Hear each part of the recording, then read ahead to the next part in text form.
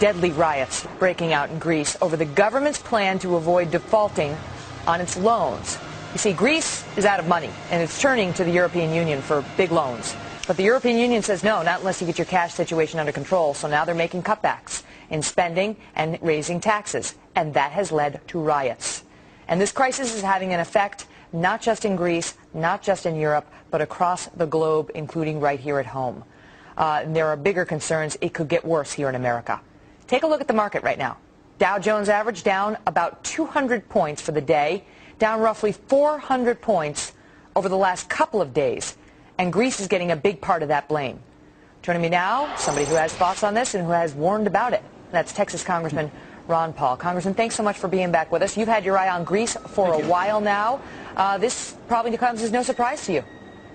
No, not at all. And I think this is just the opening of a much more serious crisis than the financial crisis. I think what we're seeing is a shift from the financial crisis, the financial institutions, to a currency crisis. Even though the dollar is up sharply today and has been up sharply last week, I see this as an attack on the dollar. Because in terms of gold, the dollar has been rapidly devalued. And this means that gold is acting as money. They're giving up on the paper currencies. And I think this country and the world is in for big trouble because this is a currency crisis, and it's much worse than having a financial crisis. You know, they say that, look, okay, what's happening in Greece is one thing. But if this expands to Europe, and they're saying Portugal could be next, the German chancellor says she's very worried and that the European has to bail out Greece because she's worried about it spreading to Europe. And there are other countries that could follow, Spain and others.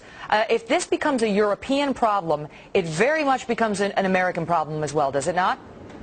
There's no doubt about it. It is a world problem, and we're going to be the last one to fall, but because we have the dollar, and people still think the dollar will save everybody, and the dollar is going to have to bail out California and so many other problems that we have here.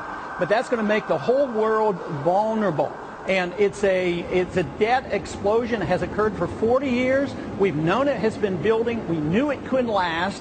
And we knew it would end first with a financial bubble collapsing. And now we're in the midst of a currency crisis. You know, it's really scary to see what can happen in a society when the overspending comes home to roost. You know, when you see the consequences of years and years of overspending. Obviously, people here are very worried about our debt and our deficit. Congressman Paul, could this kind of thing happen here? Could what we're seeing in Greece and California happen on a nationwide basis here? Absolutely. There's going to be anger, and there's going to be riots in the streets as well. But this is all a consequence of the fact that why and how do governments spend like this?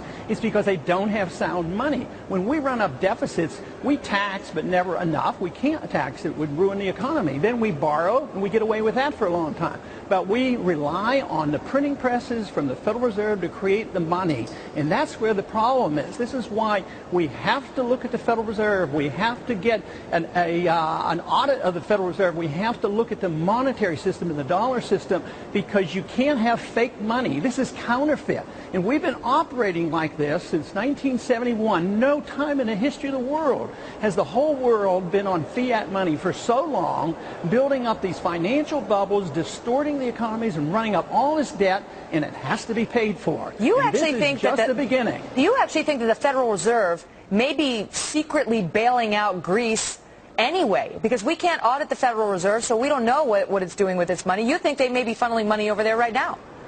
Well, they're capable of doing it, and that's why I demand an audit. But we do know that the IMF has offered them a lot of money, and we're like 25% of the IMF, and that money has to come from us. It has to come from creating new money.